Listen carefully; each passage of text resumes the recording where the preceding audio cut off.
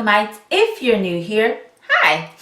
I'm London, aka History of the Batman. There are many conspiracy fan theories that surround the Batman and his mythology, whether in comics or in film. So much so that this is actually my second Batman conspiracy theory video on this channel. And I have also done a conspiracy theory video solely on Heath Ledger's Joker from 2008's film The Dark Knight. So if there is a theory that you don't see in this video, I will link both the Batman and Joker conspiracy theory videos at the top of the description below. But I thought for this video I would highlight another few very popular Batman conspiracy theories, their reasoning for existing, and perhaps give some history or facts that will probably debunk these theories, but will also show us why these are actually very convincing. But before we go down this rabbit hole, why don't you subscribe to this channel and become part of this wonderful Gothamite community? It would be so dope of you to join us. Alright, our first one is that Batman kills the Joker at the end of Batman the Killing Joke. As we've briefly highlighted in different videos on this channel, I've even done an entire 1-minute Bat history on Batman the Killing Joke, so I'll put that in the description as well. 1988's one-shot graphic novel, Batman the Killing Joke, which was written by Alan Moore and illustrated by Brian Boland, is not only regarded as one of the best modern Joker origin stories within that character's history, but it's also memorable from the tragic shooting and paralyzation of Barbara Gordon, aka Batgirl, by the Joker himself. One of the biggest theories that fans have about this particular book is the ending that Alan Moore presents on the last page of this one-shot. If you haven't read it or haven't read it in a long time, the end has Joker telling Batman an actual joke, making Batman, of all people, laugh along with the Joker. Batman places his hands near the Joker's neck as they both laugh maniacally, and then the panels begin to pan off, focusing on the rain that is hitting the ground, and the laughter ceases to exist. So the theory basically comes down to this, that at the end of these panels, Batman actually kills the Joker. Whether he's strangling him, breaks his neck, he kills him. And especially in this story, I can totally see Batman killing Joker. He not only paralyzed Babs, but he is just an awful person that has caused so much chaos for not just the people of Gotham City, but now for Batman's personal family and allies. And Batman laughing at the Joker's joke isn't because he thinks it's funny, but I think he probably just snapped. He was just so upset and hurt and angry that he just could not stand the Joker so much that he laughed right before he ends Joker's life for good, making sure that he does not hurt another soul. And I am not the only one who has these thoughts. In particular, comic book writer Grant Morrison, on an episode of Kevin Smith's podcast Fat Man on Batman from 2013, starts discussing Alan Moore's The Killing Joke and the ending, and gives his own hypothesis of what happens in those last few panels. Grant Morrison says, no one gets the end because Batman kills the Joker. That's why it's called The Killing Joke. The Joker tells the killing joke at the end. Batman reaches out and breaks his neck, and that's why the laughter stops and the lights go out. Because that's what the last chance at crossing that bridge. And Alan Moore wrote the ultimate Batman Joker story. He finished it. While for many, Grant Morrison saying that is good enough for them, many fans do think that Batman did not kill a Joker because of course that would go against his moral code of killing. However, you have to remember that when The Killing Joke was originally published, it was only going to be a one-shot out of continuity graphic novel, which means if Batman did kill the Joker, that actually wouldn't play into mainstream continuity. It wouldn't continue on in Batman and Detective Comics. So if Moore really did want Batman to kill the Joker, he actually could have within this particular story. But Alan Moore has actually stated himself that the ending is up to the reader. It is open-ended. You can decide whether or not Batman kills the Joker or he just apprehends him and takes him back to Arkham Asylum. So when the writer tells you what it is, that is 100% good enough for me. And each person will have their own ending to choose from. So why don't you let me know in the comments below if you think Batman did or didn't kill the Joker at the end of the story. Our second conspiracy theory is that Alfred Pennyworth is actually Bruce Wayne's real father. This one is another theory that wasn't actually made up by one specific person, but many fans over the course of decades has thought about this, or this has popped up, or this concept just isn't new.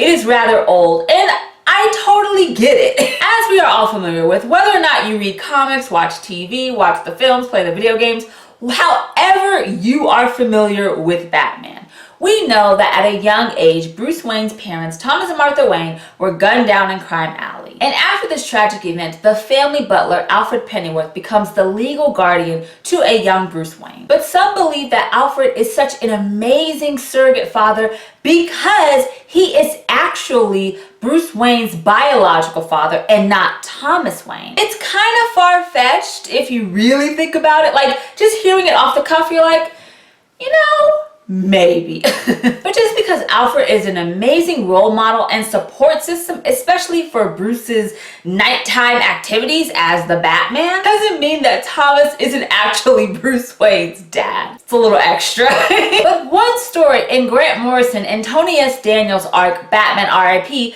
does kind of touch upon a story that actually fits this narrative that Alfred is Bruce Wayne's father. Particularly in Batman issue 679, after Dr. Hurt and his goons raid the Batcave and take Alfred Pennyworth hostage, not only does Dr. Hurt dress up in an old costume that Thomas Wayne wore once to a costume party, but he also presents this entire fabricated story and pretty much a conspiracy theory about Thomas, Martha, and Alfred Pennyworth. Dr. Hurt states that not only is Martha a drug addict, but she also was addicted to orgies, and she had an affair behind Thomas's back with Alfred. And when Thomas actually found out about the affair after Bruce was born, he hired a hit out on Martha in the form of Joe Chill that went horribly wrong, and both Thomas and Martha were gunned down. But within this story, you learn that Dr. Hurt just made up this story to try to get into Alfred's head and to corrupt him and break him down. And even Alfred is like, that's not true. And to be honest, everything about Alfred's life, whether in pre-crisis, post-crisis, pre-New 52, New 52, DC Rebirth, any and all continuities that you see that are mainstream pretty much point to the fact that Alfred has just been the family butler, whether it's after Bruce Wayne has become Batman, which is more in the post-crisis continuity, or that Alfred has been the family butler for Thomas and Martha Wayne all of Bruce's life and became the legal guardian after their untimely deaths, which is all stated within the normal modern continuity. So this theory is probably not true at all, especially since Thomas Wayne, being Bruce Wayne's father, has just been established forever. Mainstream continuity, Elseworlds, out of continuity, anything, Thomas has pretty much been Bruce's father. That would be a huge retcon if they decided one day that, hey, we're gonna have Alfred be Bruce's dad. That would probably break the internet within the comic book world. That would just be, I don't even know how people would react if for some reason DC came out with a book that's like the regular like Batman publication, and they pretty much broke the news that Alfred was the one that is Bruce's biological father. I don't think people could handle that. That's just, no, we should just stick to Thomas and Martha being the catalyst for Bruce Wayne becoming Batman. Even though this panel, which happens in Whatever Happened to the Caped Crusader, which is right after Bruce Wayne dies, apparently by the hands of Darkseid in Final Crisis, is one of the most heartbreaking panels I have ever seen with Alfred, because he's just so sad that Bruce, who is basically his child, not biologically, but in every other way, is gone. I understand how people could be like, oh, I could totally see Alfred being Bruce's dad. Let's just face it, Alfred is just a dope father figure to not just Bruce, but to all of the Batman family. So we should just respect him being the awesome character that he is. Okay, our last theory for this video is that Bruce Wayne's entire life as being the Batman in Gotham City is all fake. This conspiracy theory, unlike the other two, is actually traced back to one Redditor that just had a lot of time on his hands, but made a very detailed and elaborate conspiracy about all of this. So if you are interested in that and seeing other people's responses to it and all of that, and you want to go down that Reddit rabbit hole, which you could just be there for hours, like Reddit and like certain YouTube channels, you could just be there for feels like days. But I will link this Reddit conspiracy theory in the description if you want to dive deeper into this, if this piques your interest, because it so piqued my interest, that's why it's here. The origin of this theory is actually based on a short story within Neil Gaiman's Whatever Happened to the Caped Crusader, when Alfred says that being a former actor and wanting to get closer to Bruce after he does become the Batman of Gotham City, he not only hired some of his actor friends to dress up as colorful villains, but also Alfred himself creates the persona of the Joker, and him and the other actors as villains kind of preoccupy Bruce's mind because he is in a very depressive slump. So someone read these 5 or 6 pages that this story makes up and made an entire conspiracy theory out of it. And you know what? I'm here for that. I'm here for that creativity. I'm not gonna lie. So here's the gist of the theory. When Bruce in his early 20s travels abroad to train to inevitably become the Batman, Wayne Enterprises becomes bankrupt. And since Wayne Enterprises is the biggest employer within the city of Gotham, life for Gothamites just becomes terrible. So the board of directors and Alfred Pennyworth want to think of a plan to bring Bruce back to Wayne Enterprises and become the head of the company so they can fix all the problems that's happening within the city. But when Bruce returns, Alfred tells the board that Bruce is now obsessed with becoming this masked vigilante, and that's all he's really focused on, which we can see, right? So after Alfred tells the board this, they all come up with these safe but satisfying scenarios for Bruce Wayne's Batman. And Alfred convinces Bruce to take up the leadership of the company during the day so no one gets suspicious about his weird activities at night. And it isn't just the board of directors and Alfred in on this. It's everyone that has some type of power within the city, from police force to journalists to the mayor.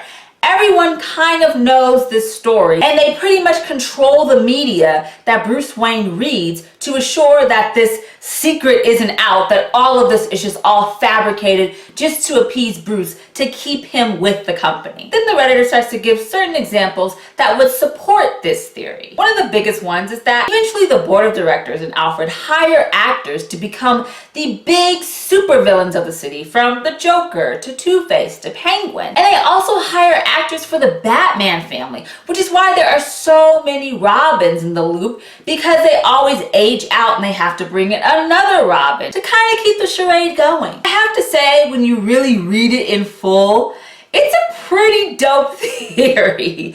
It is very elaborate and way too much, but I enjoy the heck out of it. But of course, there are obvious plot holes and problems with this theory if you think about it, because Bruce's Batman doesn't just fight the big baddies like Joker, but he also fights petty crooks and thugs that are just throughout the city that have no idea about this huge agenda to distract Bruce Wayne. They're just bad people who like to rob banks and stuff. And Batman always apprehends them, so how would they know about what's going on with this whole Bruce Wayne being Batman and everything set up?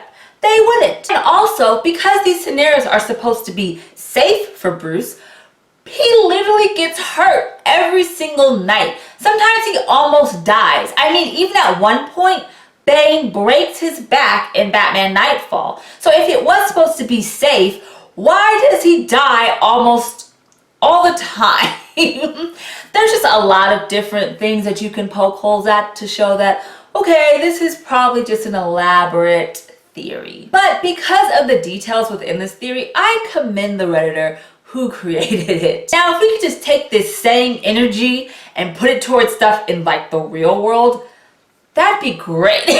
But I am all here for the awesome theories that surround our Dark Knight. Thank you guys so much for watching this video about some very convincing Batman conspiracy theories. If you enjoyed this video, please give it a bat thumbs up. Oh, I also want to show you my shirt because I just got it and I absolutely love it. So it's like that Spider-Man meme, but it's called Into the Batverse, I believe. And it is by TeePublic user Prime Prem. And this shirt is on my TeePublic store. And it is always linked in the description below. My TeePublic store that has all kinds of fun Batman t-shirts like this and other comic book shirts that I think you guys would really enjoy are all on my TeePublic merch store. So I will link this shirt and my store in the description. If you're like, ooh, I like this shirt, or you want to see more by this particular user, you could check that out in the description below. And also in the description below is all of my social media, including Instagram at History of the Batman. So why don't you give it a follow and become a Gothamite? Check out my videos for a DC Comics DC Fans channel.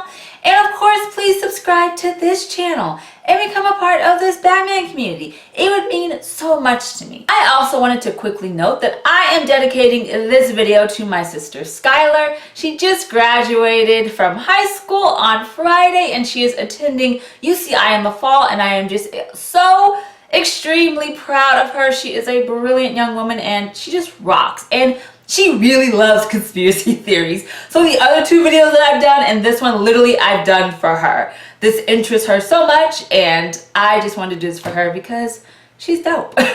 So congrats, Sky. I love you. You know this. And I hope you like this video because I know you've been like, when are you doing another conspiracy theory video? Well, this is it. Thank you guys so much for watching, and we will have more History of the Batman soon right here on YouTube. Remember, Gothamites, all about peace, love, and Batman. Bye.